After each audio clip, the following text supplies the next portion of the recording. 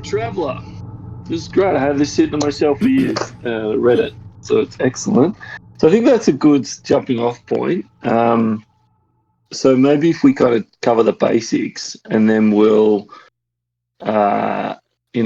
talk about how we want to shift and change it. Does that make sense? Because I don't know if you both had a chance to read the. I've got the classic, but we can cover the basics. Yeah, I'm happy to do that. I've been playing and running Traveller long time.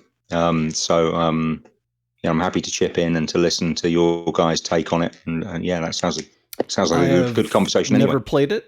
I have briefly read it, but not in any sort of way. Yeah. I thought are we not playing Named? Oh yeah. But we're using the Traveller as the backdrop, the setting. Yeah, backdrop or framework, the setting. Yeah, I think there's some interesting stuff in there. I like this concept that, because I think what Traveller has is some really, really interesting opportunities. So this is in theory, this is the third Imperium, but I don't think we need to go into the politics or whatever. But the concept that, like 40K has, that worlds were settled and then lost and then can be rediscovered. So you could be exploring and find a human settlement that's never, that's been out of touch for, not on thousands the map, of years, so to speak. Yeah, it's not on the map. Yeah, so I think that's interesting because you can find alien planets, alien species, as well as humans that have lost contact. And I really like that. And different tech levels in the world is really interesting. You go into a very backward world that really fell into you could have a very technological world. So I really like all that stuff. I think that's excellent. The other part of it, you've got this underlying. Oh, sorry. Just to add to that, Whitebread, you've got this other part of that, which is to do with the ancients seeding Earth species through space. So it's not just, the first Imperium, the second Imperium, the third Imperium, and colonies lost, but also the fact that the ancients had a hand in this, which means there are lots of human subspecies, potential, range of humanity out there, like the Zordani, right? Who their link with ancient terror was the ancients taking them and putting them out there, Okay, cool, excellent. I didn't find that in this original because I think it's very streamlined. Because it has been. And it has really interesting things. Like I really like the tech of, you've got a starship, it goes to, but you can't just hyperspace jump or whatever from next to the planet. It's not Star Wars. You've got to get out to a point, and it says you have to get out to a point, and I couldn't find an explanation of why, but I like the concept. I think the concept is fruitful because there can be chases in space and, in whatever. And you can translate next to a planet. It's just with high risk. Are we going to use jumps? I think the explanation... Jump drives? So the explanation usually given is gravity. So gravity makes the jump calculations much more complicated. And and dangerous. The reason that there's jump in it, Brian, is because one of the crucial things about the Traveller universe is that there's no communication between worlds, between systems, which is faster than jump drive. So imagine Earth in the 18th century. If you want to communicate between London and Boston, let's say, the fastest you can communicate is by a ship crossing the Atlantic. And so what jump does in classic Traveller is that, essentially. So you've got this system where you can, if you've got to jump one ship, all jumps take a week, give or take. If you've got to jump one ship, then in that week you jump 1 parsec. If you've got a 2 jump ship, in that week you jump 2 parsecs, or you can. Right. And in classic Traveller it goes up to jump 6.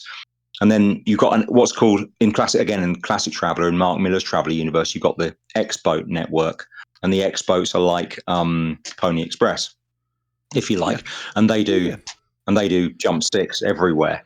But all they do is carry information. I'm down with what jump drives are. I kind of want to play without jump drives and have to go through like wormholes and stuff, but like, or they're really expensive or something. I don't know. I mean, I think the thing, I would say the thing is that of all the things that make, for me, and I don't mind what kind of sci-fi we play. I'm not, I don't care either, really. What's the thing? Hashtag, this is not a hill I want to die on. But of all the things that make travel a traveler, that jump drive thing makes travel a traveler, because then you end up with lines of worlds or systems, like they call them mains, where because you've only got to jump one ship or a jump two ship, you can only jump between systems that are 1 or 2 parsecs apart, which means there are rifts and there are lines of islands, right? So it makes the mapping interesting. Is this jumping? Are there jump lanes? You have to stick to the lane, or you're fucked, or you might bounce into a. No, but if you're in a subsector, like if you're on a system in a subsector and you've got to jump one trader, then you can only go from a system to another system that's 1 parsec apart. So that's going to limit your routes across the subsector. Yeah, does that make sense? Yeah, but I mean, I know the lanes are cool because like it's easy for you to like if you're a pirate ship, you just sit on the lane and you wait for someone to show up. Those kind of things. Yeah. Right?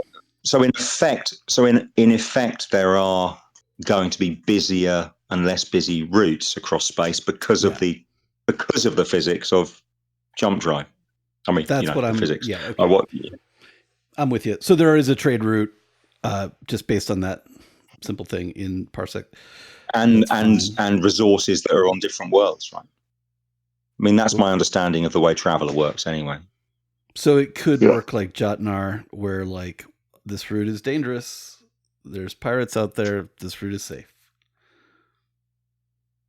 Yeah, you've got to transition through planets usually, and that could be a dangerous area for pirates. But I think the other thing is, you could have pirates that don't have jump drives, right? Because if you've got to be safe, spend a week getting from the planet to a space of less gravity, you've got a week to be attacked. Mm-hmm. Yeah, by local pirates. Mm-hmm. So, I think there's a lot of fruitful role playing opportunities in going from the planet to the spot where you can jump. Cool. So and I think so I think that's good, and having each jump take a week as well means you're in hyperspace or whatever for a week, and I think there's just fruitful. It's not instantaneous. There's some, it's almost like the old Star Wars used to be, where you have to get suitably off planet before you could jump, except a week instead. So not like Battlestar Galactica, where boom, you jump, but it takes a long time to prep it, and then you're just there. You're in. No, you've got time in transit as well. And I assume in hyperspace, you can't be really boarded or anything in hyperspace because it would be crazy town. Yeah, I assume not, but I don't. I like that you couldn't. It's like you're just in you're out of the picture for a week, but living with the people that are, there. Yeah. Mm-hmm. Yeah, you're stuck with the people on the ship for a week. Like you're crossing the Atlantic or whatever. There's no one else there. So they also have a concept of I think it's called deep freeze or something like that, but cold storage or something where you can put people in cold storage. Low passage. Yeah, low passage. Yeah. So I like that, except I think I'm interested in tweaking that the chance of failure for that is extremely high, and I think there's an opportunity for us to quite dangerous. Yeah. I think there's an opportunity for us to tweak that, maybe even just on this ship, because I think so on the ship you've got, I don't know, half a dozen people running the ship, right? You don't need. It's not like the pirate thing, we've got all these massive crew. It can be a small number of people. But I like the concept that you've got a couple of people in cold storage that you can unfreeze, like a xenobiologist or something like that. What if we do? I think it's cool. Like, if you make it too crappy, like, who would do it, right? Like, but I think if you make it like the more you do it, the worse it is. Like, and some people are just broke, so they just don't care. It's kind of a analogy for people that are broke that smoke, to me, which is kind of cool. Yeah. Or the other thing, I know. Sorry, 20 years ago. Yeah. The other thing the other thing. So I've been reading the Andre Norton Soul Queen, which I can't believe is not a direct inspiration for this, because it is so on point with so many things that this does. But anyway, Mark Miller said that hasn't listed it as one of his Appendix N books, but it's very similar. You've got kind of all the same elements.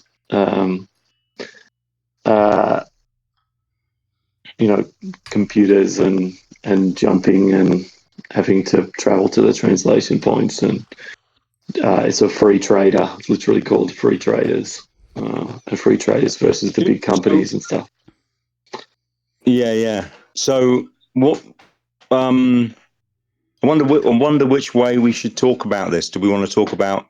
I mean, really, if we're not sticking to the politics and what have you, then is the most important thing to decide what the theme of the game is rather than what the setting is like? Or are there certain aspects of, so for example, I would say, like the jump drive thing is an important aspect if it's Traveller. The Imperium is an important aspect if it's Traveller. That was my question. But if it's, is it Traveller? Are we playing Traveller? Is that the goal? I think that was the original suggestion, but yeah, I'm happy to stick close to Traveller, but I don't know anything about the Imperium, and there's not a lot of detail I've read, so I'm gonna have to read up on that. Yeah, but I think like any campaign, you start with in a small village and eventually discover the world, right? So we only need this local sector and its local kind of rules and Cool. And then we'll grow. Do we want to be? What do you think then about the theme? Do you think like one of the choices is traders, or is that the choice that you'd prefer, that we were traders of some sort? Is it a trading game we want to play? I see. I think this is where Solar Queen's slightly different. They're definitely traders, but there are opportunities for new planets that they kind of explore. I mean, they do post deliveries and all sorts of things like that as well. But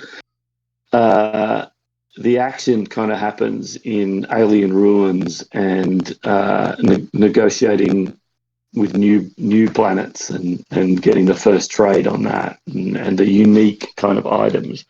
So I think if it's just going place to trade, I don't think that's enough. I think it's got to be I'd like to see some exploration as well.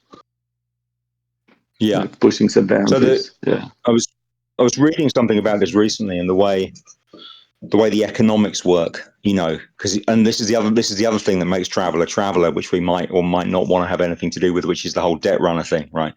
So Traveller's a game about a mortgage essentially, and how you pay it off. There's a lot of. So I was reading about this recently. Right.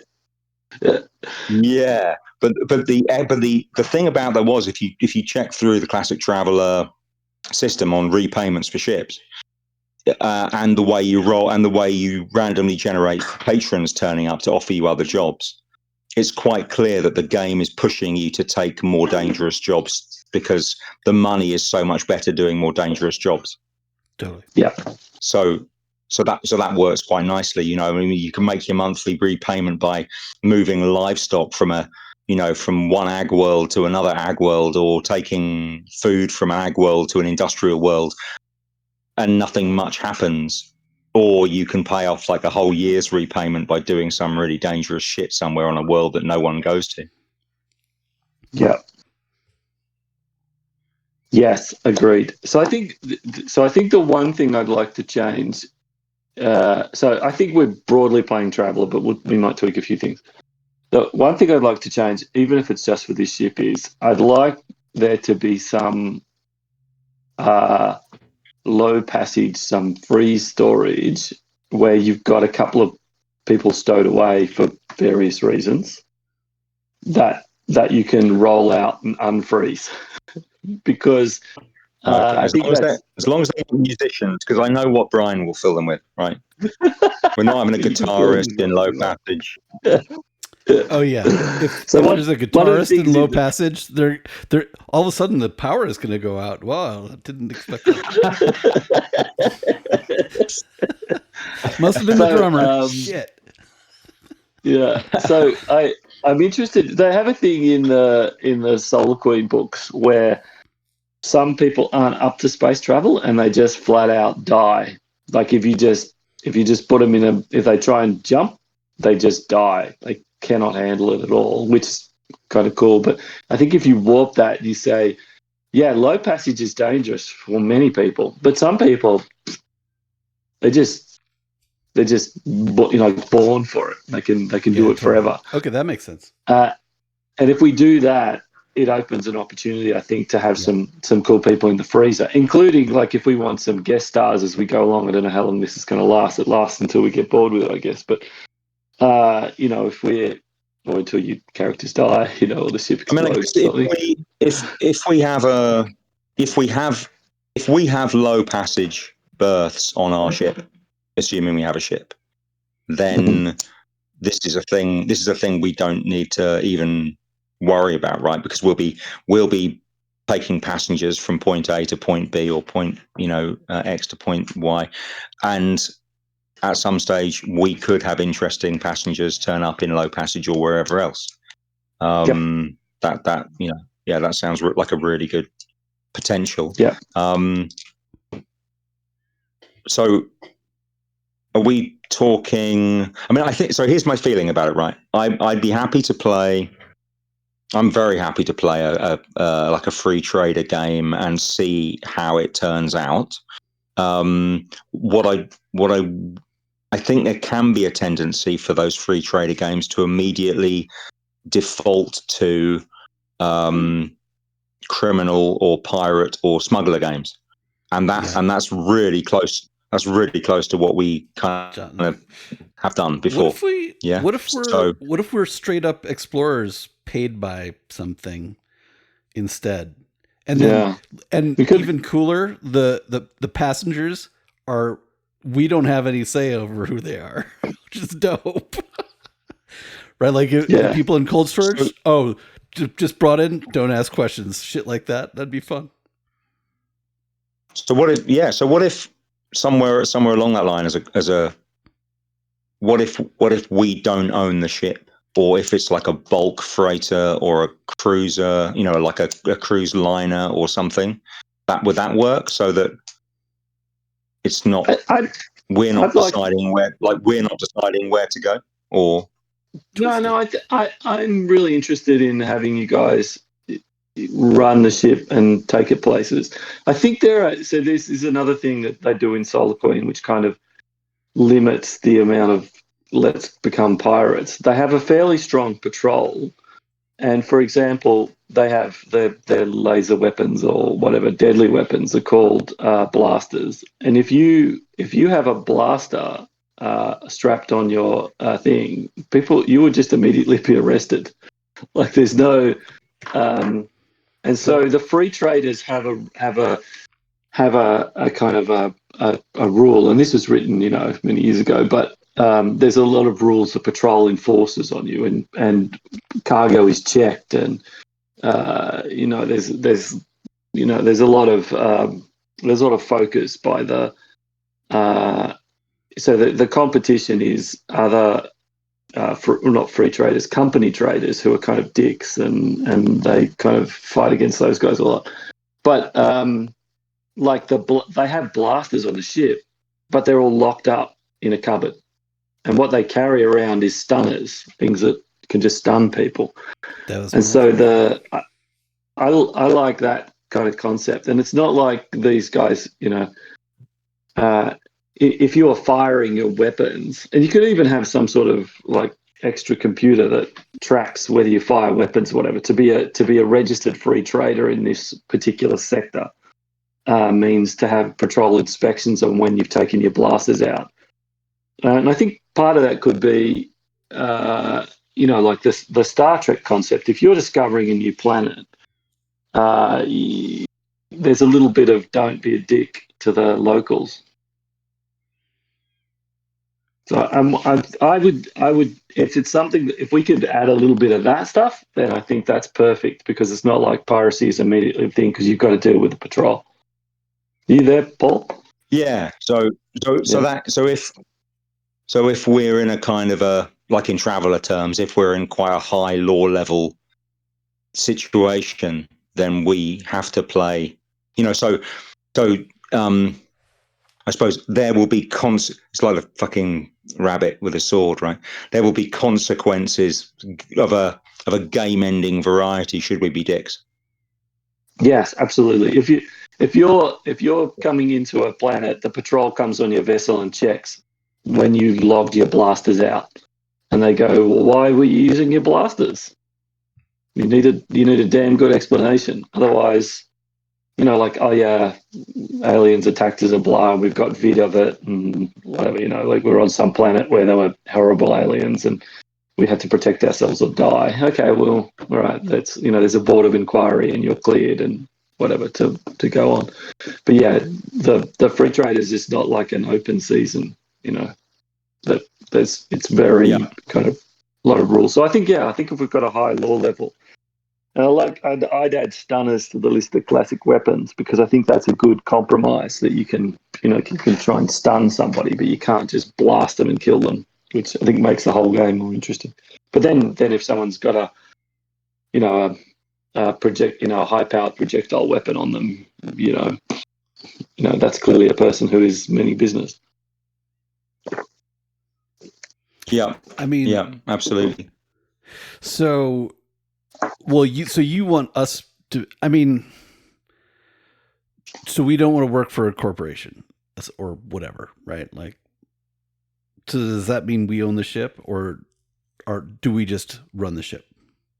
I like the mortgage concept, that you owe us $1 trillion to somebody. I bet you do, I think GM. it's really good. What GM would ever not want that? The great thing about that is that it provides it's like I was saying about the economics of classic travel. It provides no one's going to say, hey, no, I'd rather just ship cans of beans from, this farming world to this factory world forever. If I can go and do something really dangerous, but earn 5 years worth of money. And that's because that will be a tenth of our mortgage paid or whatever.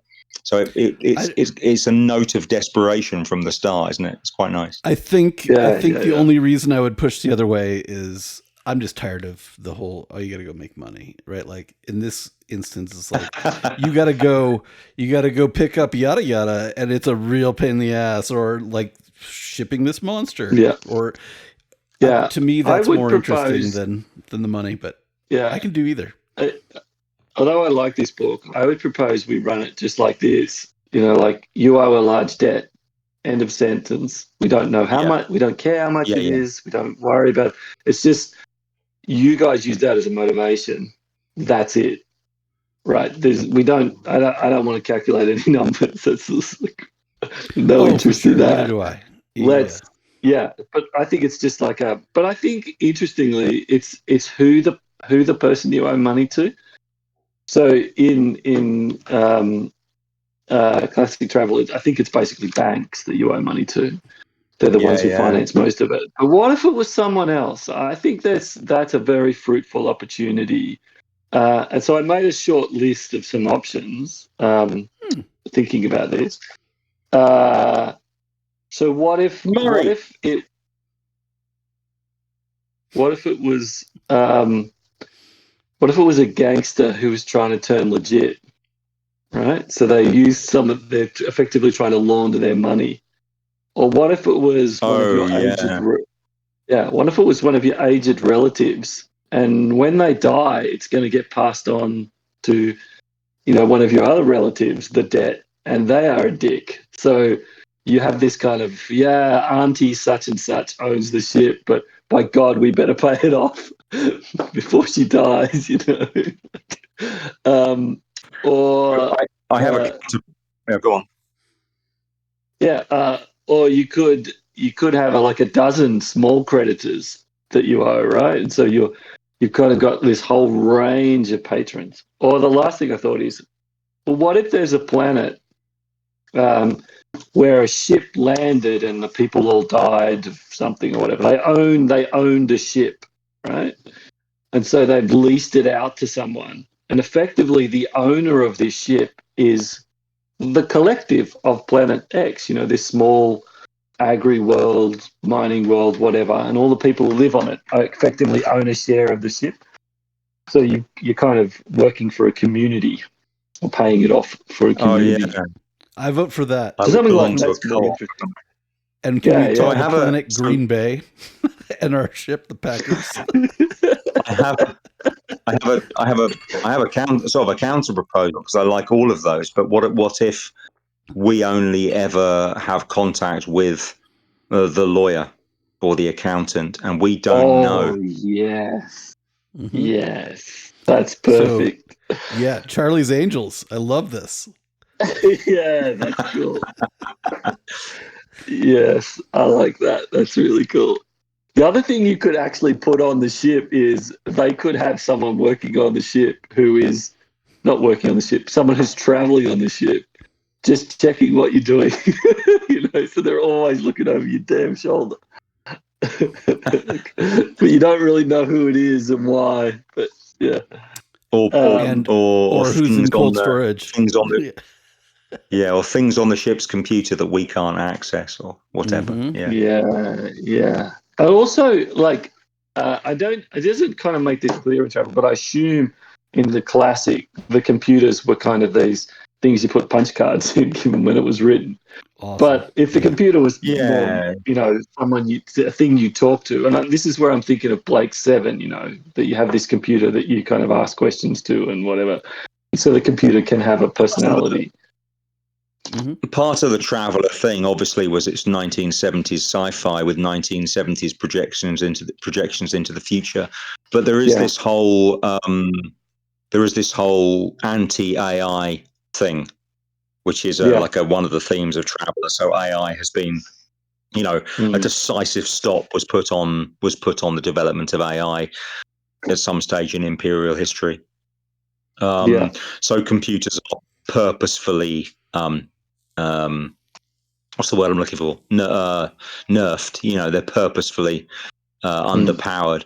And there's an interesting parallel to that in the Traveller universe, which is that projectile weapons like the auto rifles and the assault rifles you find in classic Traveller are said to be not very much superior or even inferior to 20th century Earth assault rifles. There's just one of those examples of how technology doesn't always ratchet up, because it's something like in the main Traveller timeline, it's something like between 1100 and 1120.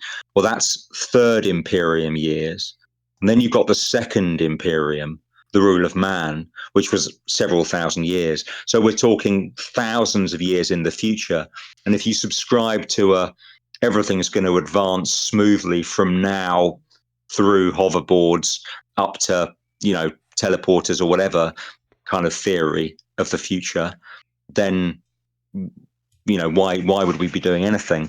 And so Mark Miller's answer to that question, it was, well, technology will go, and sometimes technology will go backwards. Sometimes you'll end up with computers that are punch cards, even in spaceships in the far future. Yeah. There's a compelling part of that, which is that you have to rely on individuals, right? So you need a navigator who knows what the hell they're doing to put the punch cards in. Yeah. That it can't all be delegated to a level of technology which looks like magic, to get a bit Asimovian about it. And I quite like that. Traveller is clunky because that's the explanation for how there's still adventure. Yeah. Okay. So all right. That's excellent. So all right. I think we're good then. Let's make up do you want to start with a ship? Do we want to start with the patron we don't know who the patron is? Magic? Oh, magic. Ah, yes. No. So, well, they have psionics. No magic. Yeah. So Classic Traveller does have psionics. Yeah. And in the Third Imperium, it's illegal. But then there's this whole branch of humanity, which for some reason in the Traveller canon is spelt Humaniti, like the tribes of ancient Gaul or something, humanity. And there's this branch, there's the Zhodani, Zhodani, who are their whole kind of upper tier of their society are psionics. And they have like psionic commandos who can teleport from one ship to another and all this kind of, and they are the Third Imperium's biggest enemy. I mean, I don't want that. They fought, I think by the time you get to the modern Traveller timeline, they're coming up on the Fifth Frontier War with the Zhou. And the Zhodani do this thing where everyone in Zhodani space, everyone who is a subject of the Zhodani consulate is happy. And so for the third, you get this kind of philosophical clash, right? For the Third Imperium, it's like, well, we don't even control what happens on individual worlds. We control the space between worlds. And the Zhou are like, well, that's pretty fucking stupid. We make sure everyone is happy. And if you're not happy, we can see you. And you get taken away and made happy. And that's how the Zhodani consulate works. Yeah. Go ahead. What did you like? You go. I was going to say, I'm happy to have psionics, but I don't like all the teleportation stuff. I mean, what they've done is put some kind of science. I'm not playing around psionics at all. The thing that interests me would be fourth dimension. That's about it. What do you mean fourth dimension? Time. Oh, time. Yeah.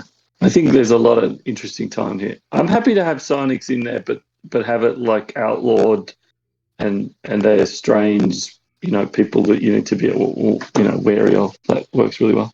Okay, we can leave it for a theme in. How about for a theme in the third campaign? About 30 or 40 episodes in, Brian. Yeah. Time is really the only interesting thing for space magic that interests me. Kind of. I can't. Psionics doesn't do it. Yeah. For me. Yeah. I don't know. Yeah. There's an interesting not like thing time about travel, this. but like times, like to be able to like look into someone's like past or future, and maybe it's true and maybe it's not. That kind of shit. That's the only interesting shit to me. Well, they do. Oh, he's going to get his tarot card out in a minute, Whitebread. Watch out. Yeah, they do have. They do have a type of psionics about that. So yes. So my vote would be leave psionics on the back burner as a thing which may be out there. Yeah. Some worlds. Yeah. Yeah, and I think this is the thing. Like, we'll be surprised and see new things. And I think this is a core thing. Like, I want to play science fiction. Yeah. Right. I don't want to play fantasy in space. I want to play science fiction, like, which is like Dogs in the Vineyard, right? You are going to a planet and there's a thing going on, and you go, yeah, what is that? What does that mean? What is my relation to that? What am I doing about that? Science fiction is presenting conundrums that reflect, modern conundrums, but in a different way. And I think Dogs in the Vineyard does that, right? Agreed. That you arrive at a town and you have to deal with this situation and make difficult moral choices. Yeah, And I'm not suggesting we throw the moral choices at the front, but yeah, if you come to a planet where the planet is slowly dying off because of X problem, are you just going to ignore that or not? You know, like that's. Yeah. I'm interested in those choices, not the there are goblins in the cave, you know, or those aliens are baddies. They're evil. Yeah, and for my magic, in my magic system brain, like the world is the cause of magic, right? Like something in that. So like in space, just like there's no oxygen, there's no magic, right? Like you have to be on a planet to get to feed off the planet's energy to use your stuff, that kind of shit. Yeah. That'd be cool. So that could lead. Cool. So that leaves you open to fuck with us on certain worlds, right? Like that'd be pretty cool. Yeah. I mean, obviously the environment on the world is going to be different. The creatures on the world is going to be different. You're going to encounter new things. That's part of the joy of the concept. All right, so let's make a ship. Should we start with a ship? Do we own the ship? Yeah. We don't own the ship. I think we're borrowing it. No, I think we've got a mortgage on the ship. We owe money on the ship. Do we owe we owe money to the people that own the ship? Yeah, and we don't know who they are, and we only ever see the accountant or get or you know, buy a mail drop somewhere, and we work with the bank, but we don't know we don't know who really owns it. Makes you know, a nice loose end, right, for white bread to play with. I mean, we can earn credits. Secret that up. We earn credits and they beam somewhere, and we never even see the money, probably, right? Like we don't care. Is it like that? You pay off your regular debt. You know, like you have regular monthly payments. We're not going to put numbers on them. We're just going to say you've got, you know, X payments or whatever. Yeah. And don't forget, they can't. I mean, so money transfer again. We're back to 18th century Boston and London, right? Money transfer is a slow business, and you have to. So that might be interesting as well. If you're out on the edge somewhere, money can't beam anywhere. I mean, you can beam it as information in a system, but it can't go to another system without being actually sent in a packet, you know, on an export, or you take it yourself. So that's part of the joy of Jump, the way Jump works. Is it digital money? So that's all I need to know. A big fat mortgage, like a 50-year job or something. Yeah, I think it's digital money, right? Yeah. So physical things could be bartered, maybe, but that's about it. Is it digital money, or are there notes? I mean, do we carry cards? But whatever it is, if it's not, so here's the thing, right? If you've got Jump and it's digital money, then you can run faster than your debt, and that's why you have cash and coins, because I mean, there might be plastic cash and no coins, but if I'm on a backwater world and I've got a card that says I've got 1 million credits, and no one's going to know there that I'm 1 million credits in debt, not 1 million credits in surplus, because I've come here faster than the news about what I did in the last system with my bank account. So no one's going to take my card. They're going to be like, shit, man, no, we only take cash. So there's absolutely got to be cash if you buy into a Jump. If you buy into a Jump economy, it's just like the guy gets off a boat in Boston with a bit of paper that says he's a rich man in London, but no one in Boston knows whether he's a rich man in London. You know, so it's like, no, I'm taking guineas or nothing. You got to have someone speaking for him. Perhaps credit rating works, but it's like, I'm only taking guineas, you know, or I'm only taking something that I know is money here. That was very much the intention of Jump Space, the way it works. I think that it can't be digital money, except maybe a local currency in one system might be digital. Okay. All right, that works. Yeah. So you owe a debt to someone in a system somewhere. And wherever you are, there might be ways you can pay in, and other people take that debt for you and transfer them. There could be credit transfers effectively, because if you're in a system where there are multiple players represented, which are also represented in other systems, they could go, we'll move money from this bank to that bank, and the thing passes back. As long as you paid your mortgage. Yeah. As long as the news passes fast enough, it's like that medieval thing between the Medici and the wool traders in Northern Europe, isn't it? Where they were constantly trading, but huge amounts of silver weren't moving. Yes, exactly. That's exactly how I picture it. There is silver to make it work, but you don't have to pass huge amounts of silver, because there are. It's risky to fly silver from here back to there, and at the same time fly another ship with silver going this way. What's the point of that? Let's work that out. But if you're on some backwater world, But if you're on some backwater world without connections, then they'll want silver, even if it's small amounts. Yeah. All right. So let's talk about vessels. So you're some sort of free trader vessel, which I think has, by standard, has like a turret with some weapons on it, some stuff like that. It's got a cold storage. It's got some staterooms. I think it's got kind of all the basics. But what I'm interested in, what's different? Like, is this? I think the one thing I'm really interested in terms of the ship is, I would like. There's a thing called Streamline, which basically it's capable of going into the atmosphere. I think if you're really exploring, you want to touch fins down. So I would suggest that we want the ship to be streamlined. I'll give you that for free. So it can land on planets. Yeah. Cool. And the other thing is a fuel scoop, to scoop fuel from oceans or gas giants or whatever, which is quite an adventure in itself, I suppose. Yeah. So you guys want a fuel scoop?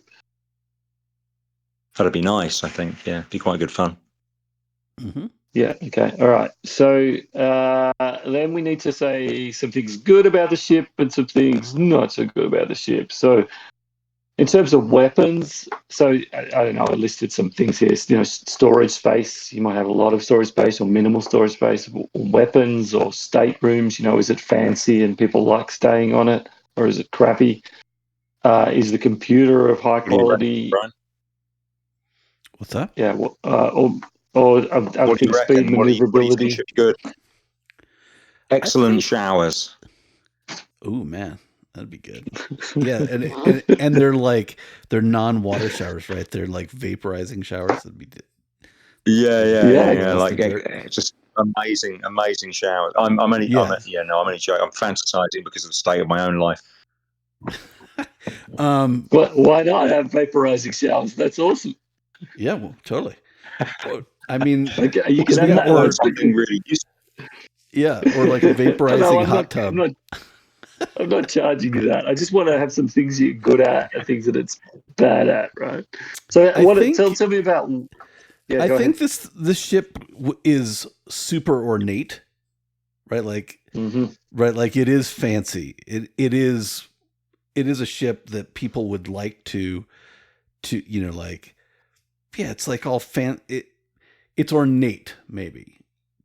Maybe it was, because maybe that's. And so people would like to.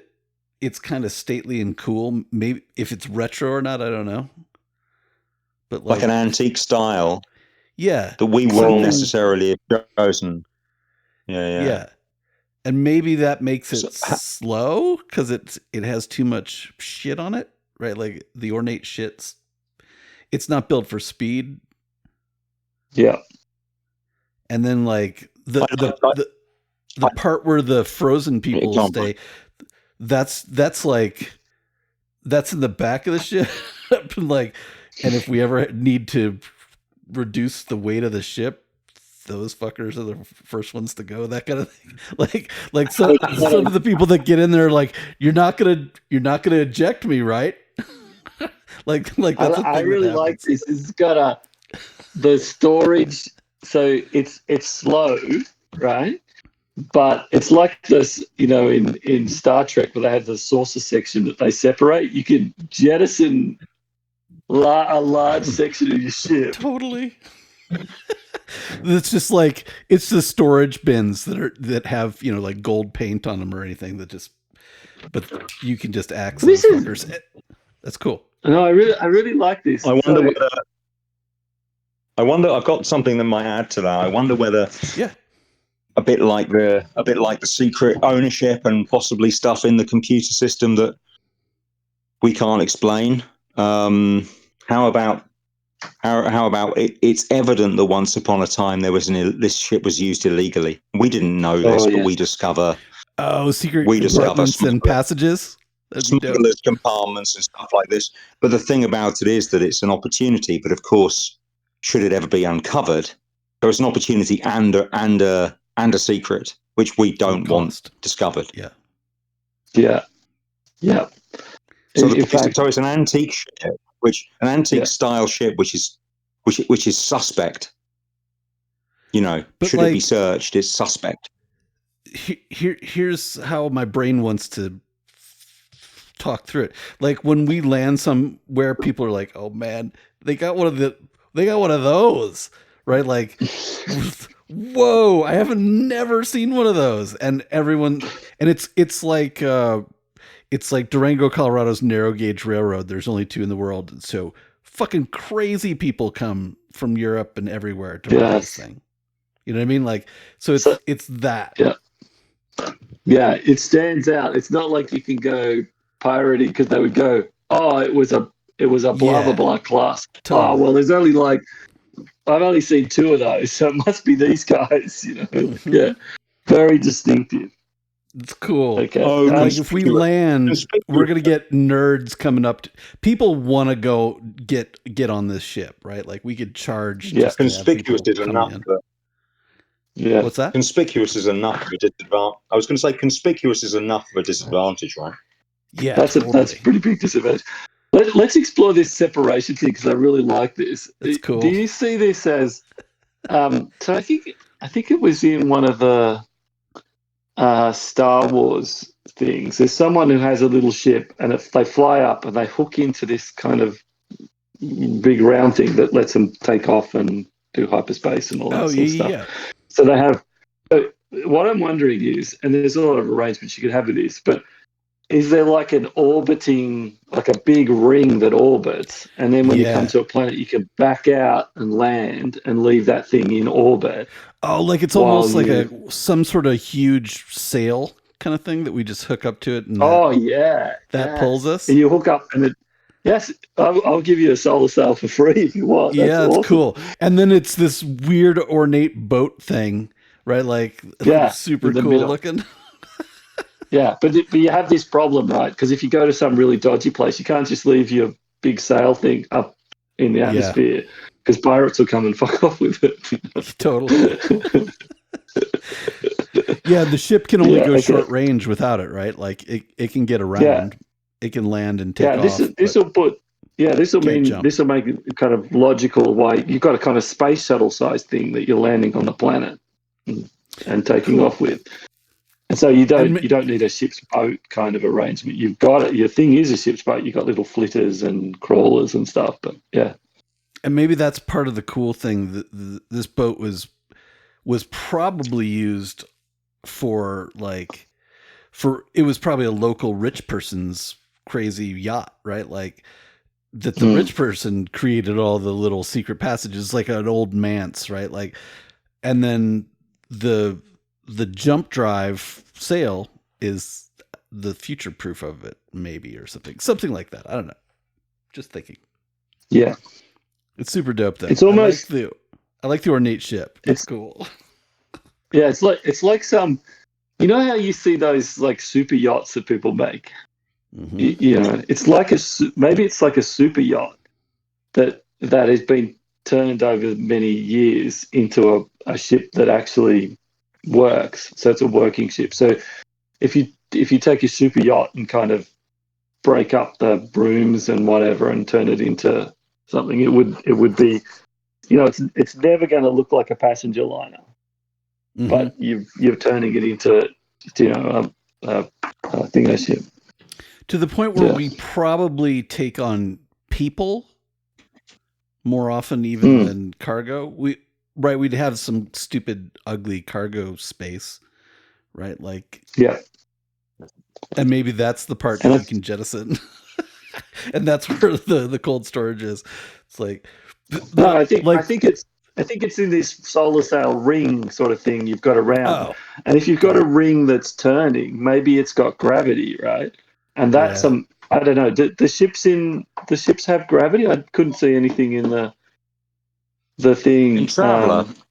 Yeah, it's not. It's I mean, I think they're presumed to have like grav plates, that create, because there's anti-grav technology. Yeah, okay. Because you've got anti-grav technology, you've got there must be grav technology. Yeah. So they have artificial gravity, which goes if the power plant goes down. So maybe this thing spins and creates gravity in it. Yeah. Right. And so it attaches like in the center of us. Yeah, it spins around you as you. It's not a sail. It's like a football that goes into a spinning ring, and that powers. I was thinking more like just a ring. It's just a big ring, and it's with some struts, and you put your ship in the middle and then it spins and gives gravity to the thing. And so that was like, it's like what you have is like. The Titanic, right? You've got this old-fashioned cruise ship when everyone else has got modern cruise ships. You got this thing where you had to spin it to make gravity, and everyone else is like, "We just use grav plates. What are you doing?" Yep. But like people come and go, "Yeah, it spins for gravity. It's so hokey and fun." Yeah, totally. But people are amazed by it. Nobody is not impressed by it when they see it, right? Like it's like, that's totally cool. Yeah. Yeah, okay. And that'll keep us out of the piracy business. I'm not impressed by it because you guys have just designed an old piece of shit, but it will be fun. I think it's going to be cool because weird rich people all want to ride this thing. They all want to take right, like we could make a ton on just like, oh yeah, we'll ferry you back and forth. Show up to your big thing, like gala or It's like an attractor. People are going to be coming up to you all the time and offering you jobs to do weird things that you probably don't want to do. Totally, and that'll break us out of the normal horseshit obviousness of Traveller, right? Like if there is just space truckers, right? Like that's a little too on the nose. Yeah. You're not space truckers. You've got a fancy old-fashioned yacht that you it's a cruise weird around. thing. Yeah. It'll either be good or bad in any situation, right? Like you have no idea how it's going to go. Yeah, perfect. Except everyone thinks it's cool. So, but it's got its massive downside, which is Okay. What is your ship called, or do we want to hold off on a name? It's got to be fancy. Characters. It's got to be a fancy name.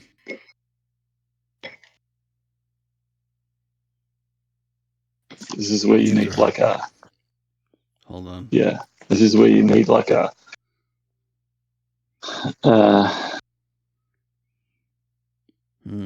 A ship naming app or something. Mm-hmm. I'm thinking Mississippi riverboat names. Oh yeah, that's nice. The Brightwater. I'm just looking at names too.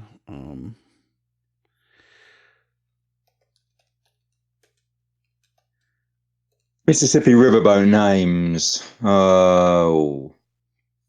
The Essex or Category on Wikipedia. Steamboats of the Mississippi. Oh, they're all the Belle of Cincinnati. Celebration Belle. Comet. Delta Queen. The River's Ghost. Let's see. The President. Ripple. I like the Delta Queen. Delta Queen's not bad. Delta Queen. Yeah. Yep. Hartford was the watchman on the Delta Queen. I knew he was on one of them. Julia Bell, of course. Right? Like, out of Dubuque. Yeah, Delta. Let's go with Delta Queen. That's good. Delta Queen is cool. Okay. So I assume your characters are the people who have signed the piece of paper for the mortgage. And there might be other crew people on this ship. Who are you? Who do you want to play?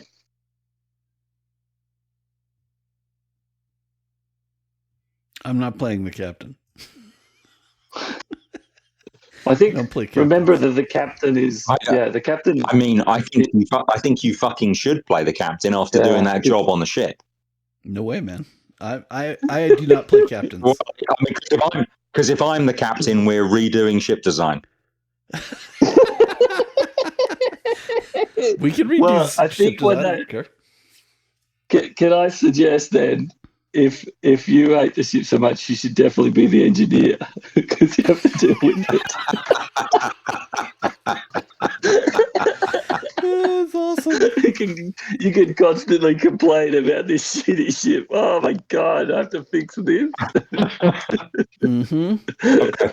It's a deal. It's only a deal. It's only a deal that Brian's the captain. I don't know. What are our options? What are some of the? So it's option 1. Brian is the captain. Right. I don't like option 1. What's option 2? No, well, there's option 1. Brian is the captain. I want option 3. I'm gonna choose door 3.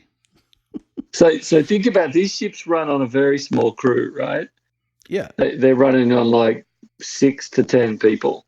So it's not like Jotnar where you've got this massive kind of crew to deal with. It's more of a collective, right? Effectively, but there has to be a nominal captain. And the captain. Come on, play the captain, Brian. Play the captain, I don't want to play the captain. No, the captain has an important role. Remember, because of all these people who come up and want to see the fancy ship. Mm-hmm. And so when you've got these people on, you have to have the captain's table and sit around and talk to them and whatever. Yeah, it's a figurehead role. Your job. No, I think that's so your job, Brian. No, I think what we have is a captain robot that does all that for him, automated. Oh, that's weak. That's weak. Why? So, I mean, I literally played the captain in the last game, and it's your turn. And you're saying we have to have a captain? Well, you don't have to be the captain, but if you're not the captain, I'm going to make the captain some like geriatric person or unfortunately or something that you're going to have to actually make the decisions for, right? They're going to be a pure figurehead. Well, the alternative, I mean, I quite like the idea of an engineer who doesn't like the ship, but the alternative, if the alternative is someone else in this party of 2 being a captain, let's not say who, what the fuck would you be? Well, that's what I'm trying to think of a fun way. Because all you've done is rule something out. I don't want to play captains aren't fun to be. I don't think captains are fun. But we play on a free trader, Brian. You might have to compromise. Okay, so you want me to play something I don't want to play. I get it. Well, I'm already on the ship that I don't want to be engineer on. I'd be happy to be the engineer. That sounds fun. I wanted to be more like the doctor or something, or like the technician on the last ship. Well, so here's the thing, right? Here's the thing. If we back all the way up, if we back all the way up to talking about various kinds of games, Whitebread said he wants us to be making the decisions about the ship. That means one of us has got to be the captain, right? Prior to Whitebread saying that, we could be, or outside of Whitebread saying that, we could be members of the crew of a big ship. like a Xeno, what was that? Like an alien type horror kind of situation, on the Nostromo or something like that. No one has to be the captain on there, right? We're just going to get killed by an alien. But once we're running the ship, then one of us has got to be the captain. And I literally played a captain in the last game we played at Whitebreads. You literally and figuratively did. Yeah. I think we could start this thing though that you're crew people on this ship, and then later on, opportunities may open up. We could do that as well, because that way you would get to kind of live the worlds in a different way. So I'd be happy to play. I'd be happy to play the captain of a free trader. I feel like digging my heels in and saying, if I'm going to be captain again, I want to say something about the ship. But maybe not.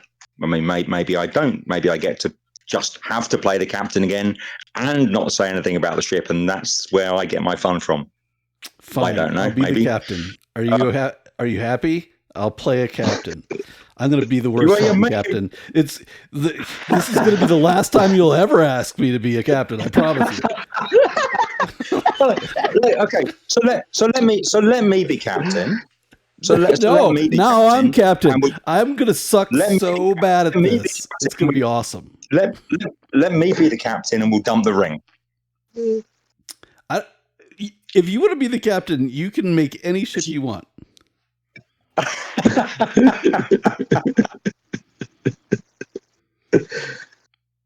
So maybe there are. Let me throw some other option on the table. So if you are, a captain on the Titanic doesn't own the Titanic, right? So we should stop saying Titanic. Yeah. You're the one who said aliens, so that's put all sorts of thoughts in my head. Also true. You could have two roles. One role is the owner, i.e. the person who's responsible for the mortgage, and the other is the employed captain. So you could both kind of have responsibility roles. Oh, on the ship, that's a bit doesn't yeah, that's interesting. No, honestly, Brian, I think really honestly, I don't. I'm only. I was only winding you up. It doesn't matter. I will play captain if you want. But not if you're going to just be. Not if you're going to be Captain Bligh. That'd be bad. No. I'm not going to be mean to people. I'm just going to be shitty at being a captain. But why are you assuming that we want to be competent?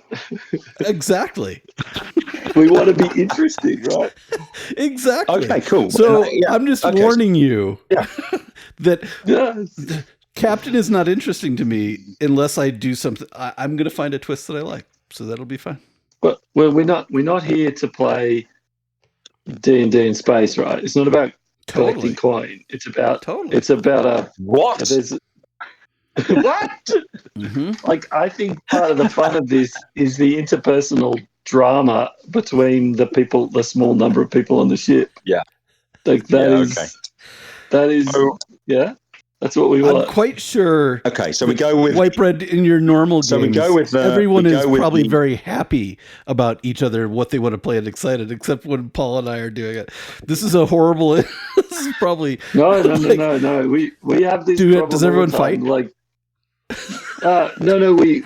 We generally agree pretty quickly on what we're going to do and make space for each other because we've done it quite a few times. But that doesn't mean we make characters that are going to get on. So it's interesting. It's interesting, isn't it? Because what if neither of us want to be here on this ship? Yes. And we are both stuck in that situation because of whoever this owner is. And let's find out in play. But there's leverage involved, like serious leverage, which is keeping us in these roles in this ship. And that way, we can both not we can both lean into the fact that it's not ideal. Maybe we don't. I mean, and see how it turns out. And I'll play the engineer I'll play an engineer on a ship which I think should be in a museum or in a wrecking yard. It's beautiful. Yeah, cool. I've got an idea that You go ahead, Paul. No, you, Brian. Go on. I was thinking. I was talking across. I don't know what I'm going to play yet, but like I like the idea where I'd probably more interested. Am I interested? Am I annoyed with people that want to come on the ship, or do I think the ship is cool? I haven't figured it out yet. Well, that is an interesting question. I'll figure it out. Maybe your ex-wife owns the ship. Oh, it's like your daily drive is the DeLorean, and you're like, guys, can you please stop coming up and trying to take photos of my DeLorean? Or I love it and I won't shut up about it. Oh, look at the gold leaf on this thing. There's lots of mileage. There's lots of mileage in not wanting to be the captain, though, Brian. I think. That's what I'm saying. There's a lot. I just want to make sure that because I don't really, captains aren't my jam. I don't like to be in charge of things. But like, I will do it shittily. So that'd be awesome. Great. Let's look forward to that. So I think my character was a Navy engineer. My character was a Navy engineer on a dreadnought or something. The absolute opposite of this thing. And something after he left the Imperial Navy, someone got leverage on him or something that got him into this situation, and he can't see a way out. For the duration of the mortgage. Yeah. I wanted to go pro. Well, are you just a dilettante? Are you just someone who? I don't think so. I think I'm shitty. I think I'm a disappointment as a child to my mother and probably my father. Yeah. And like, can I be a golfer? Totally. The only happy thing I do is go fucking hit a bucket of balls off the back end of the fucking ship. That's pretty good. It's not bad. Something like that. Let's just go there and go to Paul. He's better at this. There's a hobby thing, but there's something you said in there which is pretty good, which is a disappointment. I'm a good name? Disappointment for sure. Boom. Great. Yes. Totally. Yes. Oh, that is good. That's as good as any name I've ever come up with. I'm a disappointment. This is the best character of all time. For sure. And we're only got 2 names so far. I know. I'm gonna have so much fucking fun with this. Like amateur golfer, something. I'll figure out a sport. Yeah. Paul, you got to catch up now. Come on. So my character's called Chief. Yeah, he's called Chief Lewis, Lewis. I think his first name is Monday. I think maybe there's some weird naming convention on the colony where he was born, where you're like named after the day of your birth or something. Anyway, so yeah, Monday Lewis, his name is. Nice. Navy engineer by the book. Yeah, and I think he learnt how to be a medic by correspondence course, or from a bot. So he is a medic with no bedside manner whatsoever. Like AI school, right? Like you go in. I learned. I learnt it on my bunk as a junior engineer, by correspondence. And the only teacher I ever had was a shitty AI bot in a med bay. Fucking awesome. But I don't know what that name might be. It's like correspondence course medic or Yeah, that totally defines I it, love right? that. Like Okay, that's what I'll have. Correspondence course medic. Yeah, because you could hear people saying that, right? Yeah. You know, get the doctor, you know, the chief to look after you. Oh, he's like a correspondence course medic. You know, Yeah, totally. I mean, absolutely. I am. Yeah. Cold, and yeah, like you are just a piece of machinery, man. Just yeah. Okay, so there we excellent. are, Navy engineer by the book and correspondence course medic. Love it. That's so good. All right, Brian, we need a real name for you and also a third name. So I came up with Cypress Shaw. Sounds awful. Nice. Good. No, it's a good sci-fi name. It really is not bad. Cypress Shaw. Shaw sounds exactly what I'm right. Like, Spot on. Yeah, just a shitbag family, right? Like Cypress. Hilariously, in my line of used to be work, Cypress is one of my least favorite tools of all time. It's the shittiest tool of all time. And it's like, boom! How did Cypress get in my name? Yes. It's perfect. The third name is like, oh, man, what would be the sport or something? Sport.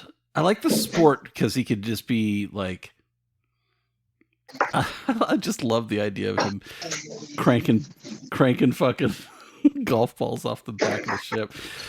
Yeah, so fucking fun. I think that could be covered by disappointment. I'd add another string, right? I think you've got something really good. But if we add another string in, like take a different angle on it. So like social class? Or would that be disappointment as well? No, yeah, let's take class could be cool. What is it the case? So I wonder if there's something about his interpersonal relationships that's interesting here, right? Yeah. So does he get on with the crew? Like, is he he's one of the guys, one of the crew? You know, how does he engage with other people? Because we have a very clear picture of how he engages with his mother. Totally. But how does he engage with other people? And we know very well how the Chief Lewis engages with other people. With his correspondence course medic approach. I just rolled on Rando and it came up with Butcher, and now I'm like, oh my god, I would love. Wow, Butcher might not be bad. Like he just loves cutting meat.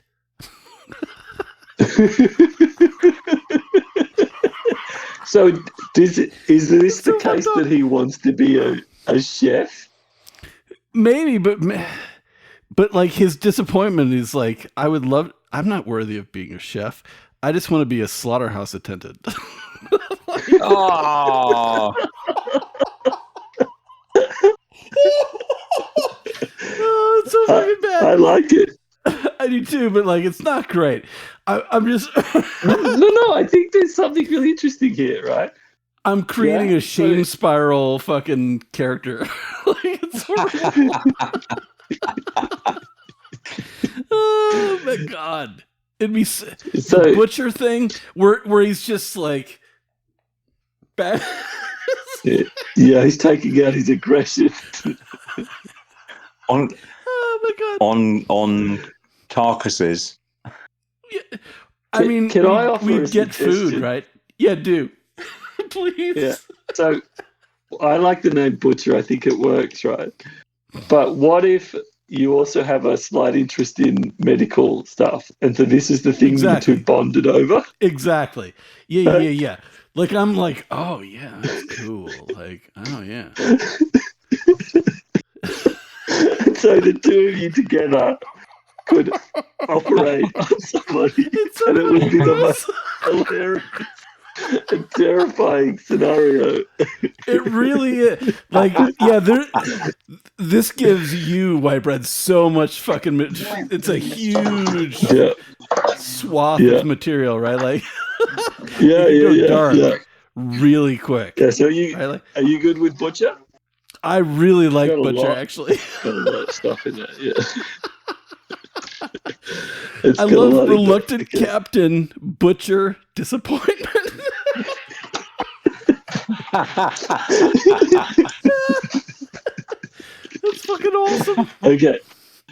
All right. Now, let's. I think we might finish the last 10, and we'll just fill out the rest of the crew, right? And then it'll give us some good, things to mull as we go. How many crew are we looking for? Well, I think you need.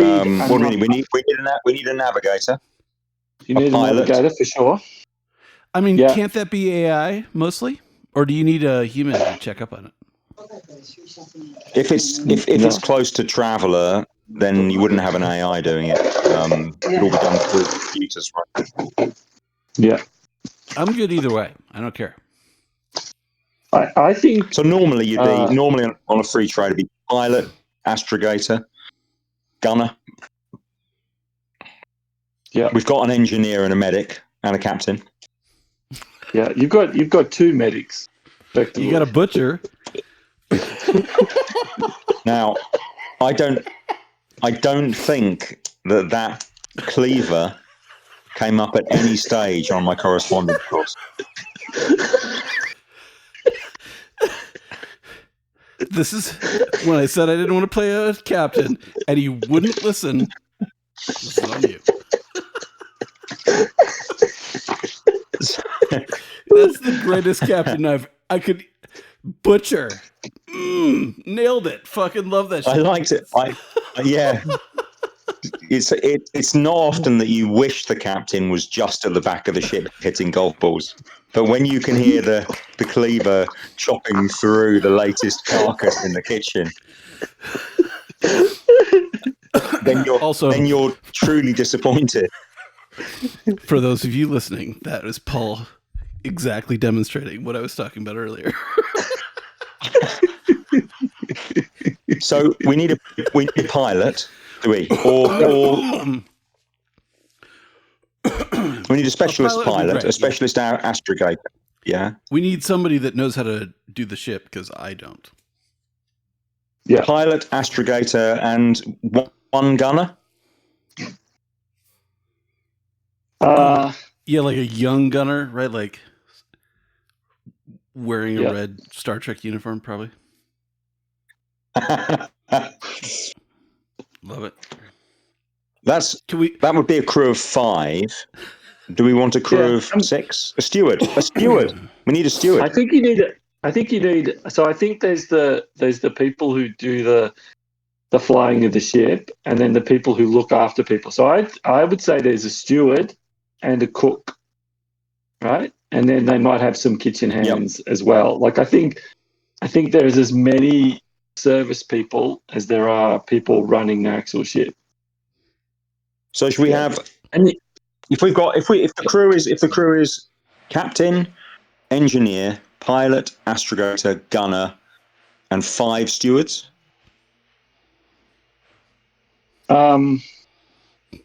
So I think the gunner. I don't think you're doing that much gunnery. So I think the gunner might have a second job. Multitask. Right? Like they might be an assistant engineer. Could the gunner be a steward? Exactly. Yeah. Totally. Please let the gunner be the steward, because I can already see. I already know exactly what. Well, we're gonna have more than one steward, right? How many? So what are we having? 4 stewards?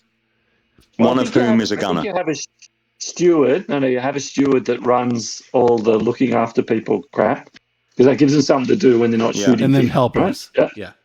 Yeah. And then they take on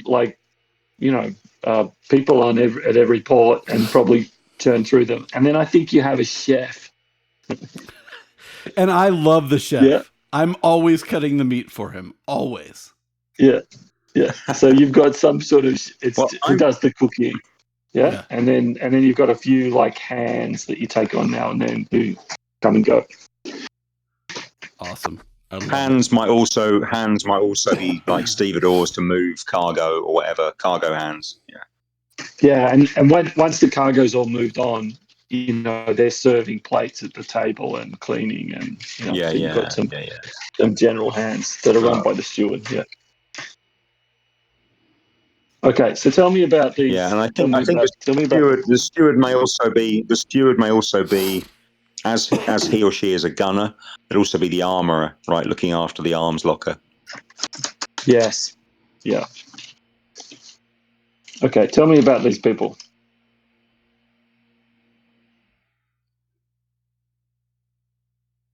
The chef is probably way better than we deserve. Like is he someone from your past? Is he someone you stole from your mother's house when you left? Almost certainly, yes. And I got him a job, and he's just like the greatest fucking thing ever. And like this is like the only thing I like about this ship probably is that the dining is exquisite. Okay, if we've got Cyprus's posh chef, I'm going to say the pilot. I'm going to say the pilot's a Varga, not a human. Oh, yeah, cool. okay, right. Yeah. What is a Varga? A Varga is a canine race taken from Earth so think of a bipedal, super clever, very fast wolf. Oh man, it could be a dolphin instead. That'd be dope. No, sorry, Douglas Adams. It's a Varga, and I love it. and I think the astrogator is an ex-Navy, a woman ex-Navy. What is an astrogator? Just a space navigator. Mm. So I think they could have a second role as well. So they like the assistant. I think there's a lot of things to fix on this ship. Is there any engineer as well? How is it not? I don't think. Is there any possibility that the butcher is not thinking that he should butcher the dog? Why are you eating a dog? I mean, don't hate on our Asian friends. Come on. I think it's like the worst thing you can possibly do to a Varga is make a joke about dogs. Next time I meet one, I will be ashamed.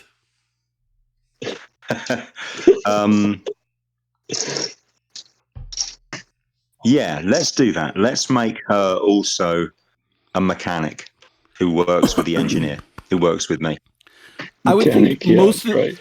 Can we totally make this? Let's go full Disney and make most of the shit on the ship automatic, right? Like that adds to the fuck you-ness of it. Where we, right? You have definitely done. You have no line in the sand. You've definitely done enough shit to this ship, Brian, for this game. And I've taken all of it on board and not drawn the line anywhere. Now, it's totally true. No full Disney. No full Disney. No brushes that brush themselves. No full Disney. No. I know this game is going to be dope because Paul's already mad at me. Excellent. Okay, so you're a very bad man. I really am. It's true. So astrogator mechanic is someone you knew from the Navy, Lewis? Can we discover that? I have a notion. Yeah. Yeah, let's discover that. I don't know. No, it's not a dark secret. Maybe she's my ex-wife. Okay. Nice. And we work together, and it's not nice. Yeah. Can Cyprus tell the difference between a cyborg and a non-cyborg? I want to know now. Does he just consider everything on the ship just like automatic except Paul and the chef? Nice job, Goofy. Way to go. It's impressive. Mm-hmm. So, all right. This is going to go dark so really fast. I think I've got a handle on the steward, but who's someone who is a gunner and also a steward? That's an interesting combination. How do you get to that line of work? I think working on free traders, right? It's not an uncommon thing to have gunner stewards, I think, probably. Yeah. Okay. Cool. But it does imply a certain kind of person would, because they're right. They're making beds and making sure people are comfortable, but then they know their way around a gunnery turret and an armory as well. So yeah, they're maybe that's fun. Or maybe a soldier, ex-soldier. Yeah. Oh, could for be an sure. Ex-soldier. Yeah. Yeah, for sure. But knows how to hospital corner a fucking bed, right? Yeah, totally. Oh. Mm-hmm. Yeah, like a tough, a really like total crew cut, clean shaven, but works out, but absolutely works out. Yeah, they're fucking monstrous, total buff. Yeah, and just meticulous. Everything's kind of guy who'd come into the ship galley and run his finger or her finger along the counter for dust. Yeah. Oh, and flip the quarter on the bed, make sure it bounces, right? Like, yeah, totally. I think this is why you're going through so many hands, right? Because people are going, "Oh, look at that amazing ship! I'll hop on that ship and." You travel the world. I'm sick of this. I'm off. It's a shit show. Another bunch. It is a fucking shit show. You call that hospital corner. You call that hospital. Because I think they're not doing the work, right? They're not making the bed. They're checking the bed's made. This is the best game of Traveler I could have ever imagined, honestly. That's got to be it. It takes a certain sort of special person either to be forced to work on this on the Delta Queen or to be able to survive it, right? Because people are so broken. Yeah, excellent. Okay, great. So is this ex-soldier gunner steward a man or a woman? Does it matter? Does it? Do you want to roll the dice? I haven't got one here. You roll one. Have you got a card? One of your cards there? Yeah, pull a card. Right? I haven't got a card. You got a card? I rolled a 3. Go on. Did you decide what that would mean? No. Heads or tails? High is heads, low is tails? Yeah, but male is what? Sounds mean. 1. It is tails. It is a woman. Okay. So we have a woman astrogator and a woman gunner steward. That's cool. And we have a pilot who's a Varga, and we have a posh chef. Yeah, that's kind of. They just need names, don't they? They just need names. Yeah. What do you want to give them? What's a Varga name? Yeah. I'll find the chef name. Nice job, name. That's gonna go down. Jesus, I rolled Zenithor. That's pretty good. Actually. Not bad. That's your chef name, Zenithor. With an X. With an X. Hold on, I'm putting it in chat. Naturally. Zenithor. Nice. I bet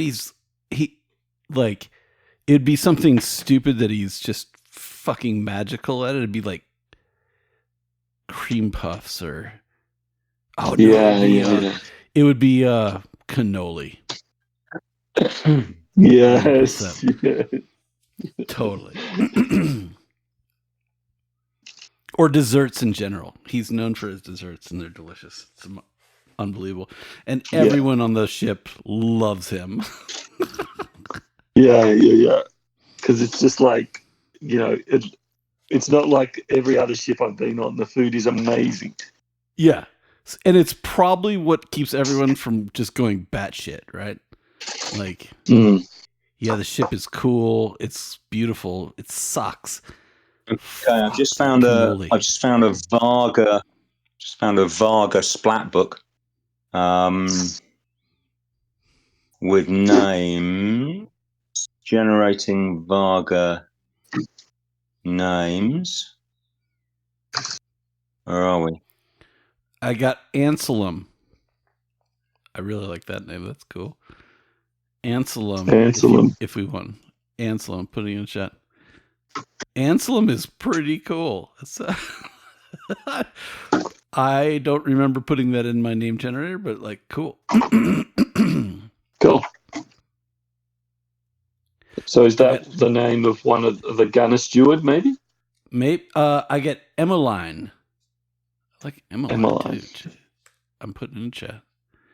I'm just. All right, let's call the gunner steward Emmeline. Yeah. I like that. I get Vin, V-Y-N. My name generator is Vin? fucking cool. Is Vin good for a Varga? I don't know. I'm just throwing out names. I've got Gaveg. Gaveg is a yeah. Gaveg, yeah. G-V-E-G-H. G-V-E-G-H.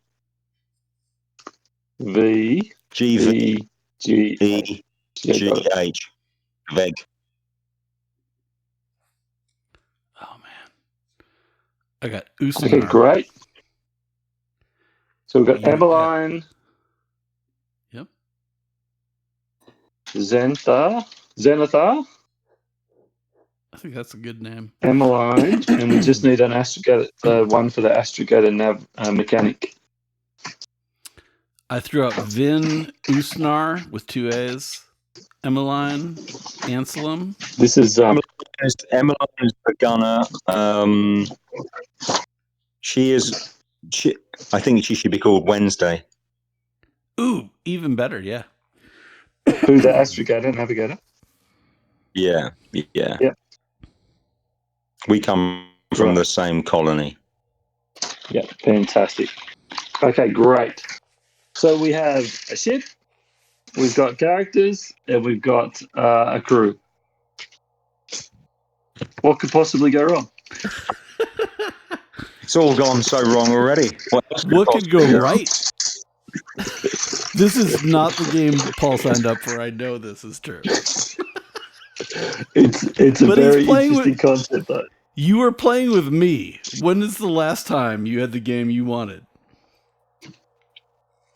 It'd be the first time. No, this is fine. This is looking like a really good game. It's going to be really interesting. Fantastic. So I'll develop some sectors and stuff in between times, and I might send it around if I get it done, depending when I get it done. And we'll give you some options of where you want to travel to and what you want to do next session. And awesome. We'll see what happens. Great. Yeah. See where the Delta Queen goes. Sounds great.